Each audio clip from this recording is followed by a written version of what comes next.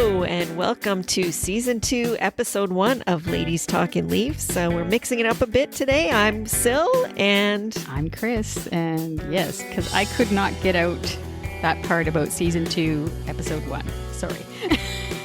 For some reason. Anyway, so I told Sil to do it. She did a great job. I'm giving her the thumbs up. And... Thank you. And we are actually... gonna just start with congratulating our anniversary winner. Last month was our first anniversary of the podcast, and we want to give a shout out to the contest winner, Laura. Her Twitter handle is, I think it was Instagram handle was at Music Chick Art, and she chose a $50 Amazon gift card. So woohoo! She was really excited. It was great. And congratulations, Laura. Congratulations, Laura. So now we're into Season 2.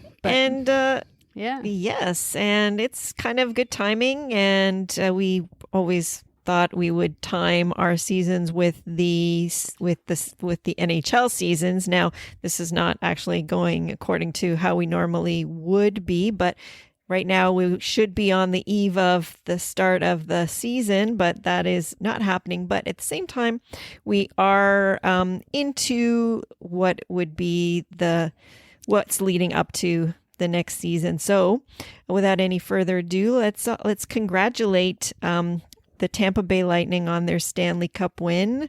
That officially closes the last season. Yeah. And now that the playoffs are over. What are a couple of things that you remember the most from this season and the Stanley Cup tournament as it unfolded? What were the highlights for you? Three things. They weren't really highlights because nothing's a highlight once the Leafs are out. But yeah, that's true. First of all, actually, I can't believe Kevin Bieksa on the Sportsnet panel. Mm-hmm. That one of I never thought that I would actually like his analysis, but he actually brought something different to the, I guess, panel there on Sportsnet or Hockey Night in Canada. So yeah, I agree with you 100%. So, I definitely like that. And the other thing I thought it was kind of funny though was the hype about seeing the players in their like whatever they were wearing kind of thing when they came in. It seems like that just fell off the map. Like once the Leafs were out, nobody really mentioned it, but don't you remember how everybody was going crazy about it? Yeah, going into it. Yeah, it was the whole thing of style and, who's going to show, who's going to show their own personal style and all that. Yeah. It seemed like come the second round, whatever, like nobody mentioned that again. And it wasn't shown like too much. Anyways, I thought that was kind of funny. That's I just true. thought that it was kind of strange. And then the third thing, I actually I think it was a couple of days ago, Luke Shen winning the Stanley Cup with Tampa. So he was drafted by the Leafs way back on in the actually I didn't write down the year. Oh my God, I wanted to be better with stats and stuff like that. Anyways, I know he was drafted 5th overall by the Leafs, and yeah, so he had an interview and he's finally won the cup. He's 30 years old now. And I liked seeing him finally get the big win. And what about you? Mm-hmm. Oh, gosh. You know what? I actually, in my mind, sadly, has already moved on from this. As soon as the Leafs were out, I don't think I retained anything as far as anything that exciting. You know what? One of the things that I liked, and this is kind of a bit of I don't know if this is going to be a shout out to Sportsnet or not, but I liked their contest, to tell you the truth. And I actually think this is something that they were playing with their intermission prediction contest. I think this is kind of the way the league is testing out these things. So like part of it might be some of like the in-game betting is, I guess, going to be coming to the NHL eventually. But this was a little bit of that. And it actually was fun. And I really looked forward to it. And honestly, I think I was more engaged in the playoffs going forward than I might have been because I was like looking forward to getting my points for that contest. So that's kind of a weird kind of roundabout thing that doesn't have to do with the games necessarily. But this is part of, I think, some of the entertainment type things that are going to be coming to NHL broadcasts in the future. And I kind of think they were sort of testing that out, playing with it. And of course, who got you into that contest? So that was sort of fun. You did. You did. And I'm so glad that you did, because I was like, I don't know if I really, but then once I did, I was like, I became addicted to this game. Yep. Yeah. So anyway, and other than that, I don't know. There's nothing else that really leaps out to me other than those three things that you said. Like, I agree with you on those. So, yeah. Well, we might as well get into what we're going to talk about then. Yeah. That's right. So, what we're going to talk about today, obviously, we're going to be talking about the draft. We are, in fact, recording this mere moments after Kyle Dubas made our pick at number 15.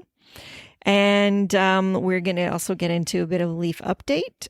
Free agency coming up on Friday. So this is a big week for our Leafs. And also some exciting news about the podcast and where we are going with it. So without further ado, let's get on with our show.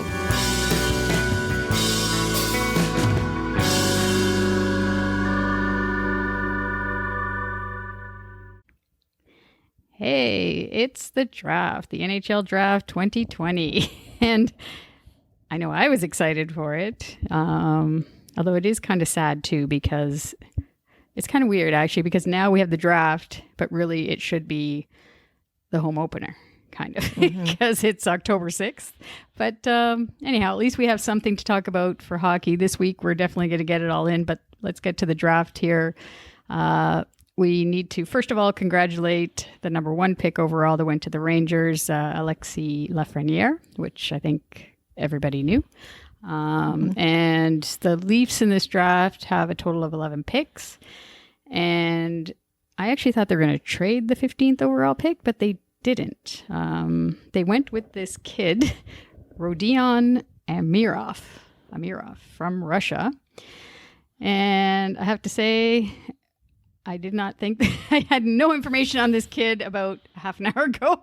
But I quickly went through Twitter and everything else. And when I saw that there was some comparison to Jake DeBrusk, and I was like, okay, well, I'd be okay with that if that's what he turns out to be, because that's a in-your-face winger. But another comparison that I've seen is Marner Light.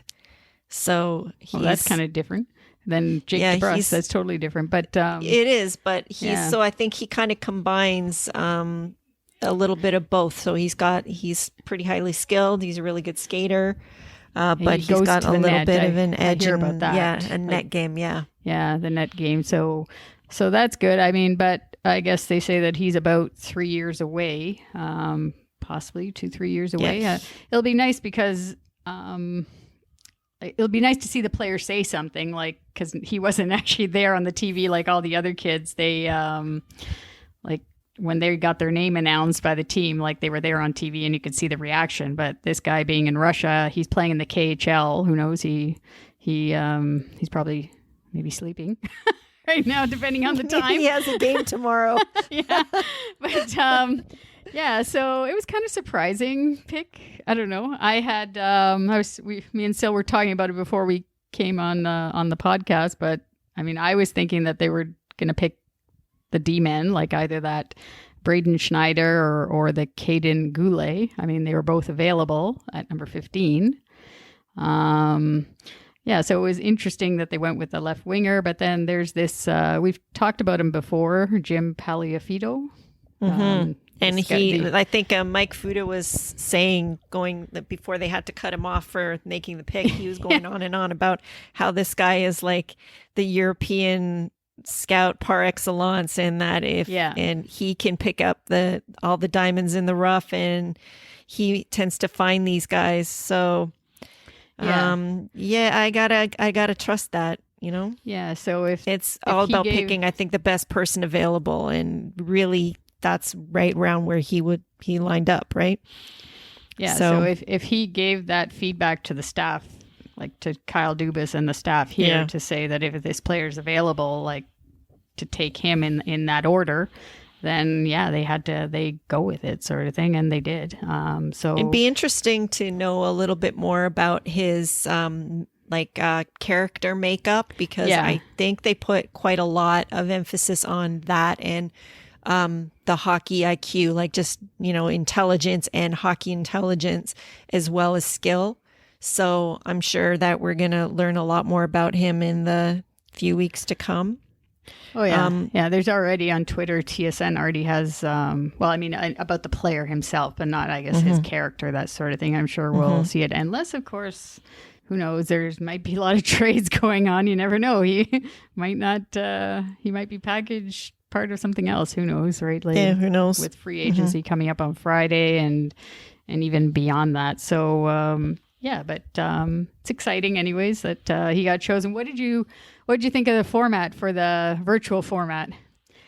I actually think that they did a pretty decent job of it. I thought it was kind of weird that for the first picks, they had their jerseys there. Like, I know for the rest of them, they basically sent all the hats from all the teams to all the players. Right.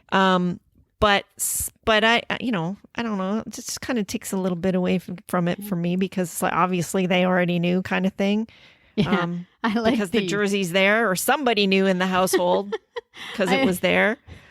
I like the one that was funny with the delays, like when they were. Yeah. You tell me not. Especially the European ones. Yeah, like it was funny because Sil sometimes tells me, because her delay on her TV, like if the Leafs are scoring or whatever, and somehow my TV is quicker than hers. So because you have cable and I don't have cable, so I'm always streaming. So if you're streaming, then there's that. You got the digital delay. Yeah. Yeah. So anyways, but these were like big delays. I don't know. I was on this virtual draft. They're just sitting there. My favorite part, though, I have to say, and also congratulate, was for Quinton Byfield. I thought that was incredible. And that was like a history-making moment, I think. Yeah. And him going to LA, I think that is actually the perfect market for him to be in.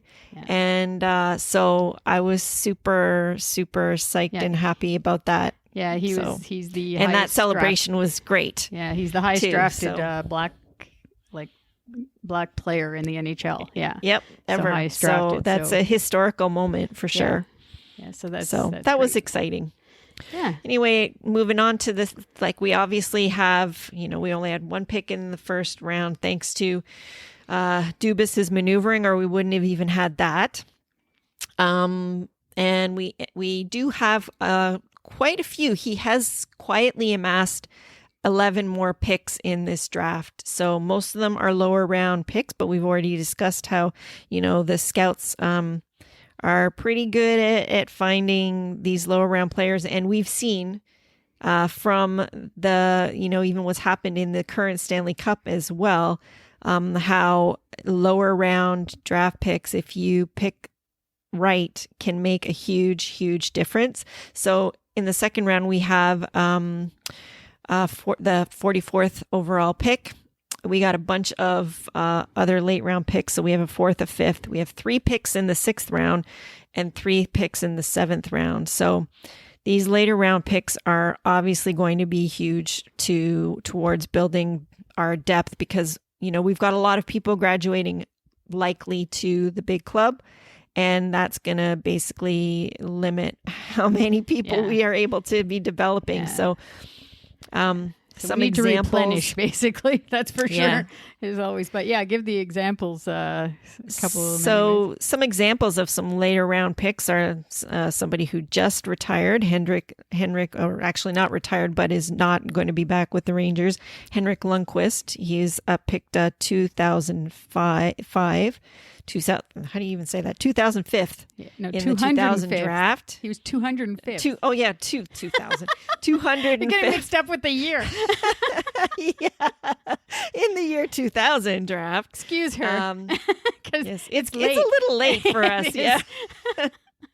He's a Vezina winner and Cup finalist. We have Dougie, who was picked 134th in the 1982 draft by St. Louis. And just recently in this Cup final, the captain of Dallas Stars, Jamie Benn, was picked 129th overall in 2007. And there are many, many, many more examples that we could have chosen. So, there's Zetterberg and Datsuk are the other two that are highly known that were picked in the later rounds. But it was interesting because I saw a note saying how since Mark Hunter left the organization that we're picking more European players in the later rounds as opposed to when he was with us. And I guess the examples of the late round picks for us recently are Janssen and Engvall.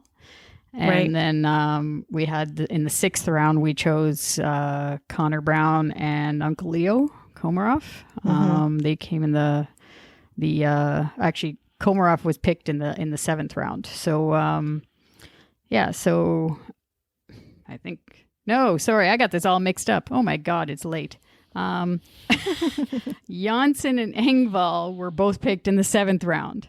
Okay, and then in the 6th round, it was Connor Brown and Leo Komarov. We'll get this right.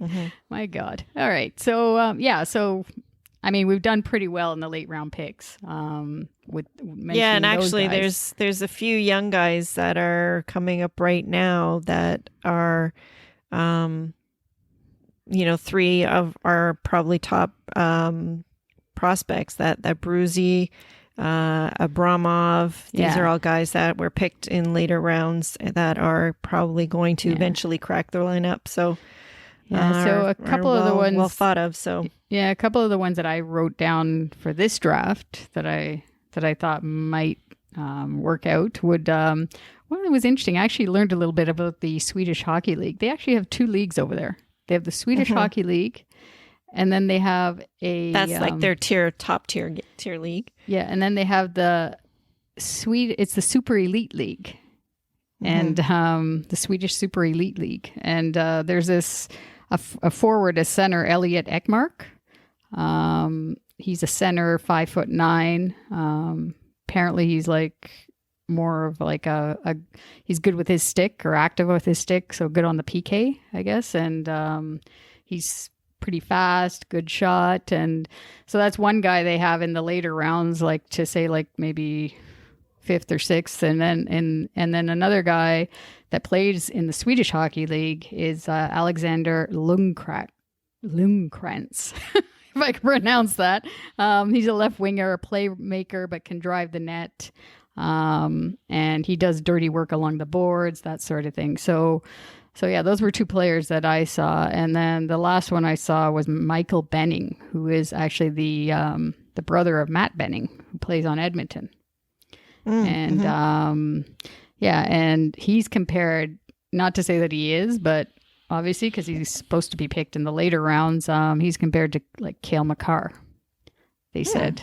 So if he's still available. Well, it's like, this is the thing, like you're looking at some of these guys that maybe aren't quite ready to make the jump, but that doesn't mean that they can't be a little bit more of a late bloomer. And with the right development, like this is the whole thing, like for later rounds, there's going to be something that is not quite right with their game. So this is where you kind of have to match them up with your organization and what your organization is good at in development. And then that's kind of how you find a fit. So like if, for example, we've got decent skating development here. So if somebody's maybe skating is not rated quite as high, that could be some way that we could develop that player. Like, I think that they're really going to be looking this for the later rounds of guys that have either had some adversity,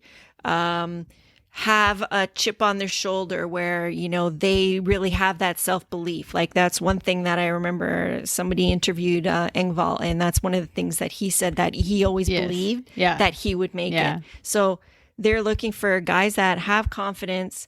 Maybe they still have, they have a lot of tools, but that 5th tool is not quite there. And, the Leafs will be like looking at, okay, is this a fit for us? Can we develop this player? I mean, as far as that goes, like, I believe in our organization for that, because they've got so many resources with regards to that, like, even if like somebody like has maybe a lot more injuries, like, our training staff is really good and has shown that they can keep people on the ice a little bit more, than, it's just different things like that. Yeah. And then they gotta address the D, though, the defense, like for the depth of the defense, they gotta, Marincin. Well, for sure. Marincin and, I'm not sure about Liljegren either now. I don't know. Like, we need to have some studs there that are developing. We need on the blue line. Well, so far, Dubas has pretty much picked 50-50 forwards versus D in his draft picks up to now. Yeah. So are you saying then that you would prefer that he pick more D than forwards for this draft then? Well, or do you still want him to be doing like 50-50? Well, the bottom line, I agree with what everybody else says too, is that you take the best player that's available at that point. So if it happens to be a forward and it's a clear difference between the defensemen, then you definitely take the forward. But I'm just saying, if there is a close comparable there to say for development, take the defenseman, because I think we're in need of that. Like, it's just then you go for the need, in my opinion. But I don't know. These players are listed. Who knows? They'll probably not even be available, or maybe they'll even go late, drop down farther, or some of them don't even get drafted, right? So they'll go again in another year. But they're the possibilities anyway. So we'll see what goes. And there's this whole week is going to be a lot of movement, I think, anyways, when it comes. And actually I kind of wonder if the Montreal making that deal today, sending Domi to Columbus for Anderson, if that's kind of like, I thought maybe the floodgates would already have opened, and I was actually surprised that we did not see anything happen during the draft based on that. But I wonder if tomorrow all hell will break loose and chaos will reign. One can only hope. Yeah. Right? Yeah. For fans and for us. Yeah, definitely. Yeah. So let's move along now. Let's get to our Leaf update. So the very first point to discuss, I think we can both say that we're very happy that Jason Spezza will again be in the fold for this year. He signs for another year at the league minimum, $700,000. So what do you think of that? Yeah, no, I think it's great. I like him. He's a veteran player. We need more of those, let's say, right? And definitely. Now that to me, it's like he's like a player assistant coach. Yeah, honestly. Yeah, and I know, like, as it was being announced to say that he resigned, I actually thought of you, because I thought about the last podcast. You were saying how you were torn, like whether or not they should sign him or are they going to sign him, But then I heard a couple of his interviews on Sportsnet, TSN, and the guy's good. His head and the heart are in the right place. Yeah. He's good in the room. He wants to win. We need the veteran presence. And he said, he has unfinished business. So to me, that's good to say that. And that's a good thing to have in that room. Yeah. If your old guy is hungry, that's a good thing. Well, yeah, and he was fighting too, sort of thing and he did that with Dallas as well. Like, he's showing that he wants to win, and he's not even supposed to do that. Obviously, he's not even known for that. So, so it's I think it's good. I think it's definitely good. But and then we also had the assistant coach hirings, which were both very interesting, actually. What did you think of Manuel Holtra? I guess is the first one. I've actually heard like really great things of him as a coach. So he is a former assistant with Vancouver, and he's replacing Paul McFarland, I guess.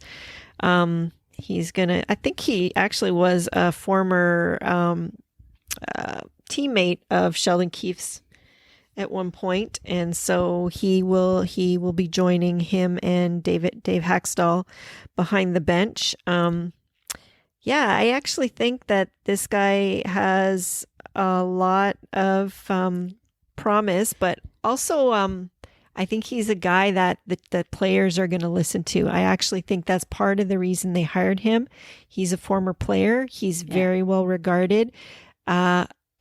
Just some of the things that I've heard him talk about and say, I actually think that is part of the reason why they went out and got him, because they think that, kind of like how Kirk Muller is a little bit like this too with Montreal, that he kind of has a lot of respect in the room, but he also is there for motivation. He can motivate and, you know, kind of be right in the trenches with the players a little bit, which I think is kind of what he's going to be doing. Yeah. So, yeah, because his career actually was 16 years. I didn't know he actually lasted that long. He was in the league a long time. And he was actually one of the best at taking faceoffs. So for me, and that's what he worked with Bo Horvat on Vancouver. He was working on the draw with him constantly, like, and giving him tips all the time to say, like, where he can maybe get an edge here or there, sort of thing, when taking the draw. So I really am looking forward to that part of him helping us out there. And as far as a diversity hire, I think it's awesome too, because being, you know, he's from here, he's a South Asian descent player. I've seen a lot of things on Twitter, people who are, you know, from the South Asian community that are super proud and happy that the Leafs hired this person. So that's, I think, awesome too. So yeah, because he's definitely, I guess they're saying that he is projecting to become a head coach, basically, right? The trajectory for him is to become a head coach, and he would be the first person of South Asian background to do that. So that will be a huge achievement. So, but yeah, so he's the one assistant coach that we hired, and then we have Paul McLean. And I have to say that the first thing I thought, are we going to get that person behind the bench, the twin of Paul McLean? You know, that guy that looks exactly like him, that used to sit behind the. Oh yeah, remember that? It was like an exact lookalike of him. Anyways, that's immediately what I thought of, right? Which technically I shouldn't really think of that, but because he was the former NHL coach with the Senators, and most recently, I had no idea about this, but he was an assistant with Columbus. So he basically beat us in the qualifying round this last season. So so he's going to be upstairs as the eye in the sky, as they say.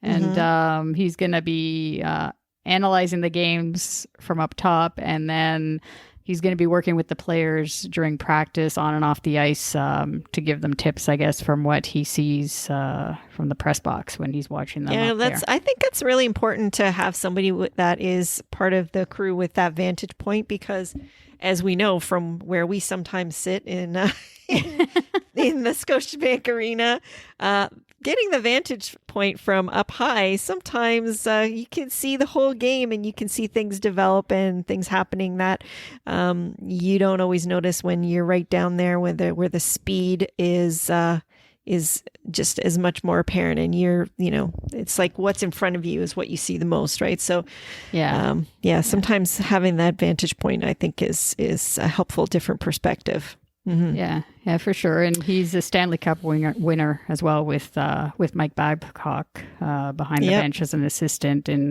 with Detroit in 2008. So he has that. I hope he's not a mole for Babcock. Oh, well, I don't know. Did Babcock you hear? Will be in the league this year. But did you hear too? Anyway. As soon as I heard the name Abdelkader's available, he was bought out by Detroit today, and I thought, yeah, no. I know. I thought, thank goodness, actually, that Babcock's not our coach, or he'd be on our team probably. For sure. Anyway, yeah. But yeah. So next, I guess this is going to lead right into heading into the free agent frenzy, like we were talking about. Yeah. So yeah, what do you expect to happen going forward from there? Well, I don't know. There's so many possibilities, just crazy. So I looked up, now we've gotten rid of, most likely have gotten rid of Cody Ceci and Tyson Barrie. So that's Cody Ceci was 4.2 million. Tyson Barrie is 2.7 million. So that gives us that, I guess, 6 or 7 million anyways of the cap space that is gone or will be gone. Although they say that CC might circle back or something to us, which I hope not, but I don't know. Please God, no. It depends. But again, you need depth on defense like you saw with Tampa, like what they needed, right, in the playoffs. So, and under Keefe, he was playing much more into his own game as opposed to trying to do too much for the most part. If he's used in the right way, like if he doesn't have to play pairing, top line minutes, then it's not so bad, I guess. No more. I mean, I would say he's better than Marinson. Yeah. Or are they, Yes, I would say so. Yes. Yeah. Yeah. But I would say definitely he's no more with Morgan Riley. Like that cannot be the case. But, no. And he's not going to, and he can't make 4.5 million either. He's going to be signing for 2. Right. Yeah. If he does. And I would hope that is after all other options have been exhausted. Oh, yes, for sure. It can't be like now. It can't be like on Friday sort of thing. We cannot be signing that would him. Just be like... No, because we also... Actually, it's interesting because tomorrow, actually Wednesday at 5 p.m.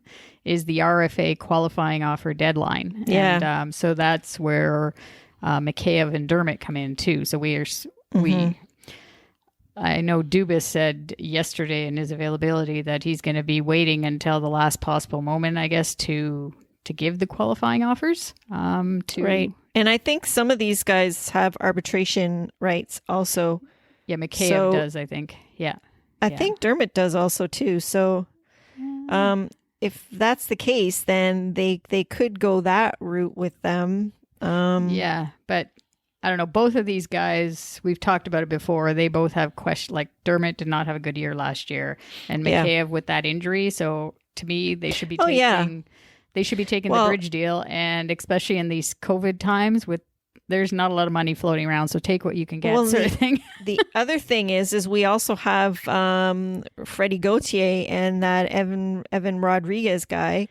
That they may not qualify at all, and that's actually going to be probably a trend throughout the league, that there'll be a lot of RFAs that are just kind of let go to enter the free agent market. So that actually is going to give that more of a secondary tier of players that are also available on Friday. So I have a feeling there's going to be quite a lot of players that are kind of hung out to dry that way a little bit because of this. Those are the guys that are going to be surprisingly entering the UFA market that way. Yeah. What are you thinking about this Pietrangelo situation? I'm not for it to get him. I just think it's too much to put into, we have the 4 players at the high salaries, and to give this he's 30 years old already, and to give him, I don't think his heart is here either. Like, he's from here, but I just don't think he doesn't want to play here. So why? Well, I don't know if we can speak to his heart. Like, for what I've been hearing from people that are so-called, in quotes, friends of his, he wants to play here. So, really? Oh, I haven't heard anything like that. I haven't heard I've say heard that he doesn't. Of stuff like that. Oh, really? I've heard a ton of stuff like that. I think if it wasn't for his wife being from there, in a heartbeat, he would be doing this. Yeah. Your dad always said it. So that's right. It's a happy wife, happy life thing. But so I don't think that you can actually say that we don't know that his heart would be here. Well, I don't know. He has a lot on his plate, that's for sure, with the young family and everything. And for sure, this organization, if they did go that way, would do everything in their power to make things so easy for them. But I don't know. Like put it this way, if we got him, am I thinking, yes, definitely go for it. We have to get him at all costs. No, I'm not thinking that. But then they better find 2 other guys for that same money that are going to make a big impact for our team. If we did get him, would I hate it? No, because he's going to make us better. And I'm not. He's probably going to make an immediate impact on our team for the better. Yeah. Somebody for Morgan Riley to play with. Yeah. I honestly. That's for sure. But I don't know long term, though, he is 30. But I suppose if within a couple of years we win the cup because of making that move and getting it, then I'm fine with that sort of thing, right? But there's no guarantee, obviously. But I was looking at the other possibilities to say, like you were saying, instead to get like 2 defensemen, let's say, instead of just the one.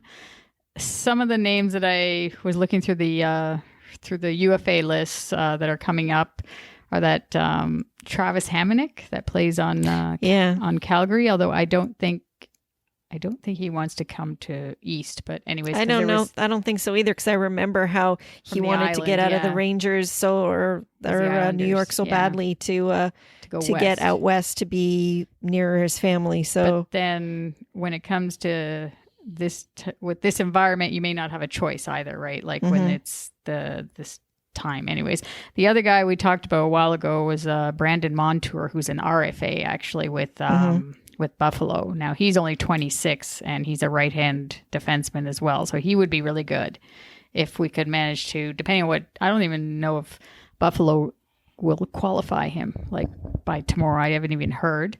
The other guy I thought I know this other Dylan DeMello. He's on Winnipeg. That's who I was just going to mention. Yeah. He's definitely be talked about quite a bit. Yeah. And then the other guy that I didn't realize that he was a unrestricted free agent is Trevor Van Riemsdyk on Carolina. Yes, I know. And I've heard him linked to us too, a little bit too. Oh, yeah? So that would be interesting if we had a TVR instead of the JVR.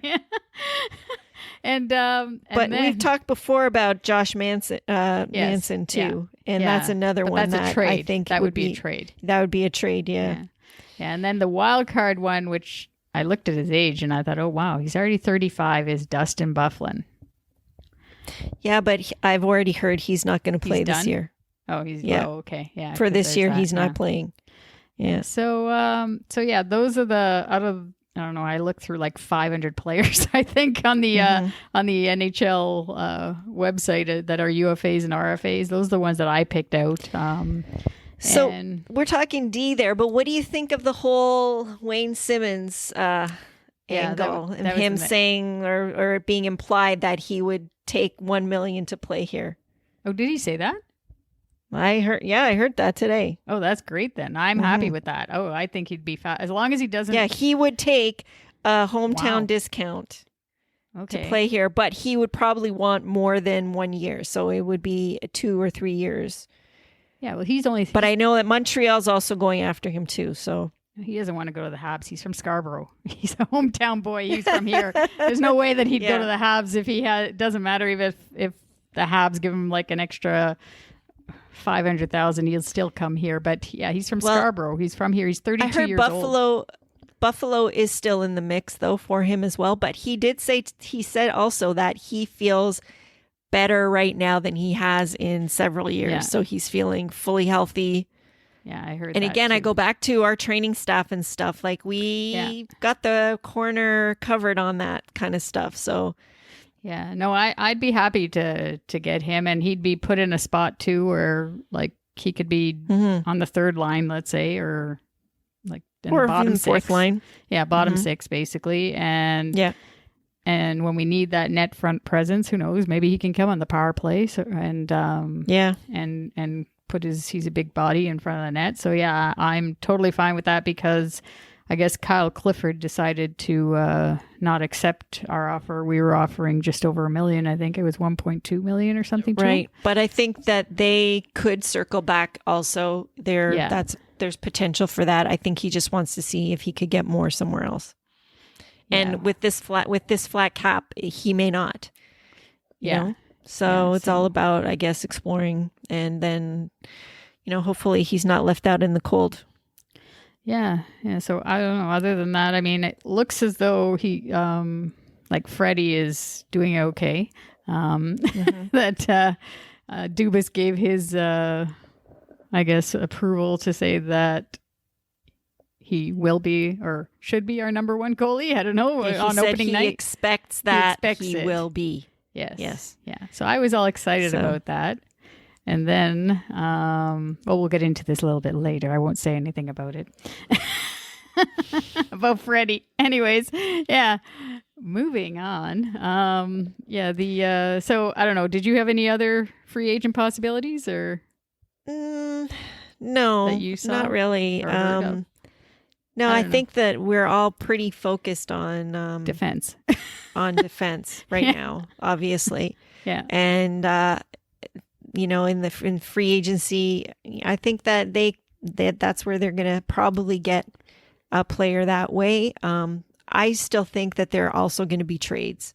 So, I don't know what he is going to do that way, but I have a feeling that there's going to be some other bodies that are moved out.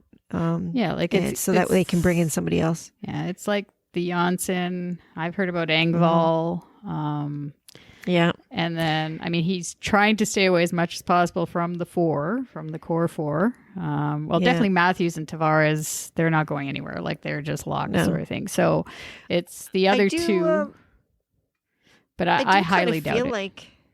I feel like, though, that, we are losing a little bit of our depth at center now. So I do think that he needs to kind of shore up our center depth a little bit. So I don't know if he's going to do that, like which avenue he's going to take to meet those needs.